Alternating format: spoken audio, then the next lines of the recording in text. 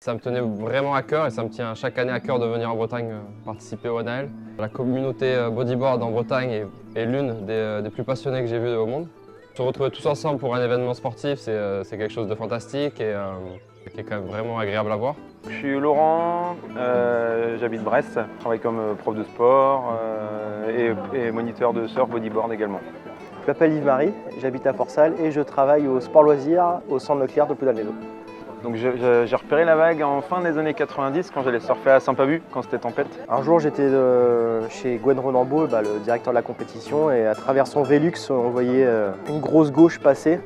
Je regardais des vidéos de Suck Rock, mais je trouvais magnifique la vague. Quand je voyais Wignut, Epo à Suck Rock, je trouvais un take-off, un barrel, la vague sur place, super lumière et tout. Je trouve que la vague y ressemble un petit peu, c'est un peu le même principe.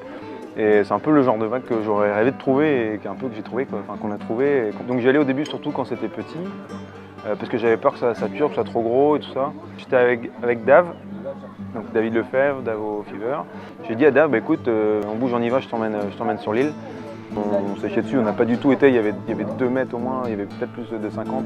C'était vraiment carton et donc on n'a même pas surfé la vague ce jour-là, mais on l'avait vue, c'est la première fois où je la voyais un peu, avec vraiment de la taille, quoi. Je me dis, mais ça serait génial de voir les pros là-dedans, quoi. Donc là, c'est chose faite. Je trouve que c'était l'édition la plus dangereuse. Après, au niveau organisation, c'est de mieux en mieux chaque année, mais ils ont fait le maximum qu'ils pouvaient. Décharger tout le monde, tout le matos, rien que les riders, plus les juges, plus les bénévoles, plus les photographes, plus voilà, ça fait un paquet de monde. Et là, c'est vrai que de nuit, Marriott, on s'est rendu compte aussi que ça passait beaucoup moins bien. Le bateau a mis une bonne demi-heure à pas accoster parce qu'ils n'ont pas réussi.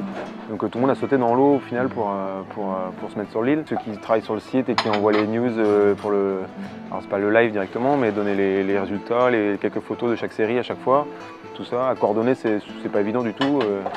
Voilà, surtout sur une île, quoi. En aval comme en amont, il y a vraiment un travail énorme avec les bénévoles, ça c'est clair et net. Cette année, c'était super vanté. Peut-être que la pression de voir les dates filer les unes après les autres et que ce soit pas toujours lancé, ça aurait été la première date, on aurait laissé filer, hein, je pense. Hein. Avec le gros vent qu'il y avait des sacrés mouvements d'eau dans l'eau qui rendaient vraiment le placement difficile. Enfin, moi, j'étais content d'être avec Mas dans l'eau parce que je sais qu'il se passe bien, je sais qu'il charge, donc ça me fait plaisir de voir un pote dans l'eau, quoi.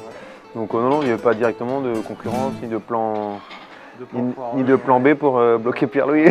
C'est impossible.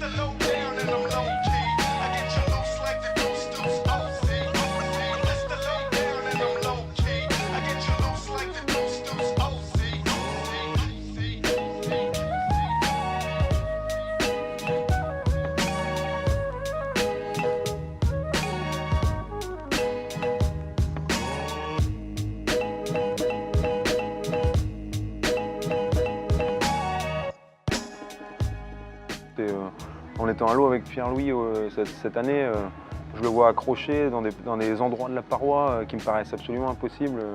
Sur la vague normale, je la subis un petit peu, j'essaie d'accrocher au bottom et me caler si je peux, et youpi, quoi.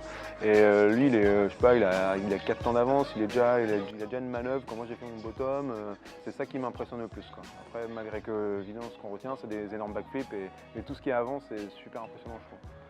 C'est vrai que Pierre-Louis, il a failli finir dans les blocs voilà, mais je pense qu'il qu'il s'amusait, on avait l'impression qu'il était tellement un cran au-dessus qu'il s'amusait, il voulait chercher un peu à faire poser un trick là où personne n'a jamais mis, je pense que c'était un peu ça le truc. C'est l'idée. Après j'ai trouvé le reste de la finale comme super intéressant parce que Julien Séan qui au bout de 20 minutes on se demandait s'il était dans la série ou pas, tellement il n'avait pas de vague, qui déclenche un roll spin, après il enchaîne sur des rollos, donc du coup il revient dans la série. Borja lui il a un bon backflip quand même assez tôt dans la série, donc il démarre bien et après il galère aussi un peu à trouver des vagues. Pareil avec Arnoux qui a un bon rollo en droite, si mes souvenirs sont bons, qui met un roll spin, backflip là en gauche, il a ses 2 vagues, donc je trouvais que il y a eu, à part Pierre-Louis qui était vraiment au-dessus, je trouvais que les gars s'arrachaient les places et que c'était serré et que c'était du coup il y avait enfin, à suivre, c'était super intéressant de voir l'évolution en fait quoi. Premièrement, je vais remercier tous les organisateurs et tous les bénévoles pour ce boulot fantastique. Je disais tout à l'heure à la télévision que ça doit être la compétition la plus difficile à organiser, la plus isolée. C'est vrai que je suis vraiment ravi d'être là. Ça a été un peu la mission de venir et je regrette vraiment pas d'être revenu, d'avoir partagé ce moment avec vous. Tous les Bretons ici savent à quel point ça me fait plaisir d'être ici avec eux. Et à chaque fois que ce sera possible, je reviendrai. Je suis vraiment content d'avoir gagné, il y avait vraiment du niveau. Et voilà, félicitations à tout le monde et j'espère à l'année prochaine.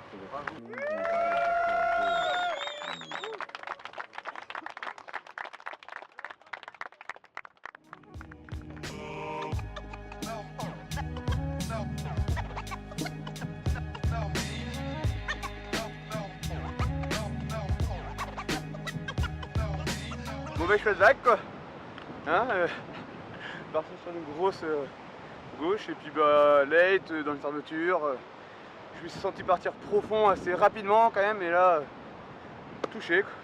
C'est coulé? Pas coulé non, ça va, j'étais coulé, content, je bouge tout, perdu une planche quand même.